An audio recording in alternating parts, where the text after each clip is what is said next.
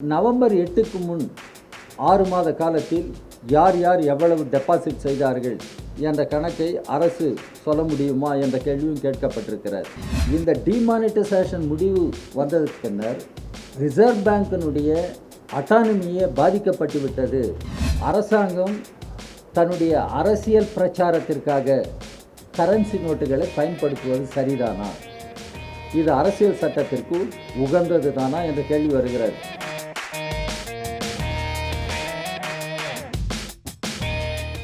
Finance minister திரு அருண்ஜேட்லி கூட ஒரு கூட்டத்தில் சொன்னார், அப்சல்யூட் சீக்ரஸி வாஸ் மெயின்டைன்ட் என்று சொன்னார். இந்த முடிவு எடுத்த பொழுது தெர் வாஸ் அப்சல்யூட் சீக்ரஸி என்று தான் குறிப்பிட்டார். ஆனால் அது அப்சல்யூட் சீக்ரஸி இருந்ததா என்பதே இப்பொழுது கேள்விக்குறியாகிவிட்டது. குஜராத்தில் வருகிற தகவல்கள் அல்லது மேற்கு வங்காளத்திலிருந்து வந்திருக்கிற தகவல்கள், பீகாரிலிருந்து வருகிற தகவல்கள், இதெல்லாம் பிஜேபியை சார்ந்தவர்கள் அல்லது பிஜேபிக்கு வேண்டியவர்களுக்கு முன்கூட்டியே தகவல் கொடுக்கப்பட்டிருக்கிறது, அதனால் அவர்கள் பாதுகாக்கப்பட்டிருக்கிறார்கள் என்ற ஒரு கருத்து மேலோங்கி வந்திருக்கிறது. அதனால்தான் நவம்பர் 8க்கு முன் 6 மாத காலத்தில் யார் யார் எவ்வளவு டெபாசிட் செய்தார்கள் என்ற கணக்கை அரசு சொல்ல முடியுமா என்ற கேள்வியும் கேட்கப்பட்டிருக்கிறது. ரிசர்வ் பேங்க் பற்றியே இன்றைக்கு ஒரு பிரச்சனை இருக்கிறது. ரிசர்வ் பேங்க் இந்தியாவினுடைய Apex central bank, it has its own autonomy. இந்த டிமானிட்டைசேஷன் முடிவு வந்ததுக்கு பின்னர் ரிசர்வ் பேங்கினுடைய அட்டானமியே பாதிக்கப்பட்டு விட்டது, பறிபோய்விட்டது என்ற குற்றச்சாட்டு பாராளுமன்றத்திலே வைக்கப்பட்டது. மிஸ்டர் மன்மோகன் சிங் ஏன் சொன்னார், இன்றைக்கு RBI office has come out in a bad light என்று சொன்னார். இன்றைக்கு ரிசர்வ் பேங்க் ஆஃப் இந்தியா, அதே போல் பிரைம் மினிஸ்டர்ஸ் ஆஃபீஸ், இவர்கள் பற்றியெல்லாம் சந்தேகங்கள் அதிகமாக வந்திருக்கின்றன என்று சொன்னார். எனவே இது சொல்லப்பட்டிருக்கிறது, ஒரே நாளில் இது எடுக்கப்பட்டதாக நாம் சொல்லிவிட முடியாது. ஏனென்றால் இதில் பல பிரச்சனைகள் இருக்கின்றன. நீங்கள் 2000 ரூபாய் நோட்டை பார்த்தால் அதில் ஸ்வச் பாரத் விளம்பரம் இருக்கிறது.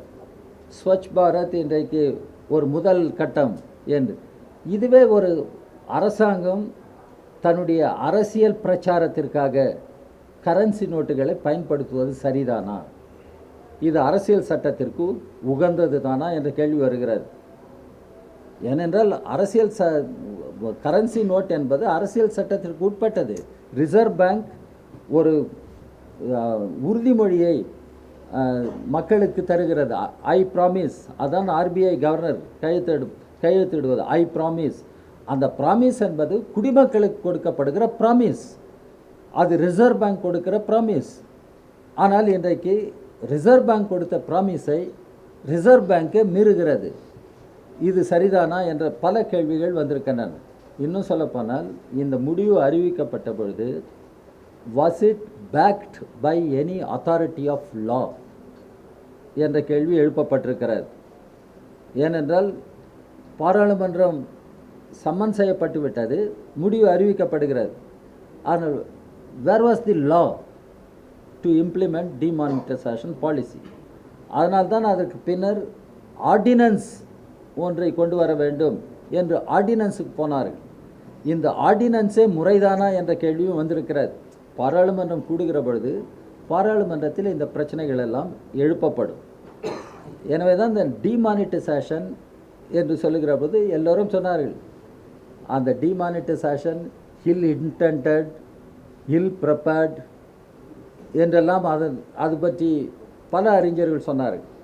அரசு எந்த விதமான முன் ஏற்பாடுகளும் இல்லாமல் ஒரு தவறான நோக்கத்தோடு இந்த முடிவினை செய்து அறிவித்தது என்ற குற்றச்சாட்டெல்லாம் வந்திருக்கிறது.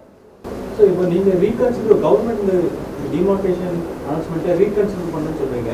will be possible சொல்லுங்க, almost 70 more than 70. No, will be anything is possible provided government should have political will.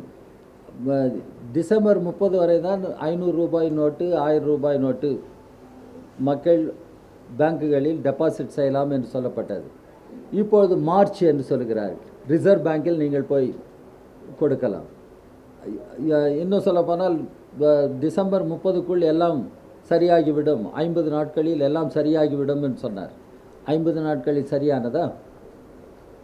பிரதமர் அறிவித்தது 50 நாட்களில் எல்லாம் சரியாகிவிடும். 50 நாட்களில் சரியானதா? பிரதமர் அதற்கு பதில் சொல்ல வேண்டும். அதனால்தான் கேட்கிறோம். இப்பொழுது சாதாரண மக்களுக்கு 30ஆம் தேதி டிசம்பர் 30, இப்பொழுது மார்ச் 31 ரிசர்வ் பேங்க்கில் நீங்கள் கொண்டு போய் டெபாசிட் செய்யலாம். இது என்ன முறை? மார்ச் 31 வரை அது இருக்குமானால் நவம்பர் 8 நள்ளிரவில் அது செல்லாது என்று பிரதமர் எப்படி அறிவிக்கலாம்? எனவே there are many legal technical issues involved. I am talking about political issues. As a government, whether what government has done can be justified or not. It cannot be justified. இப்போ cooperative sector, cooperative banks, எல்லா மாநிலங்களிலும் cooperative banks பாதிக்கப்பட்டிருக்கிறது. What to do? So government should think of some alternatives. How do you see Ms. Mamata Banerjee's demand for a national government after removing Narendra Modi and installing probably Advani or? It is our view. I don't want to comment on that. It is our view because she thinks Modi should be removed, but there can be government including BJP. Mr. Advani or others can be there. That's why it is our view. I don't comment on that. She denounces what Modi has been doing. That's all.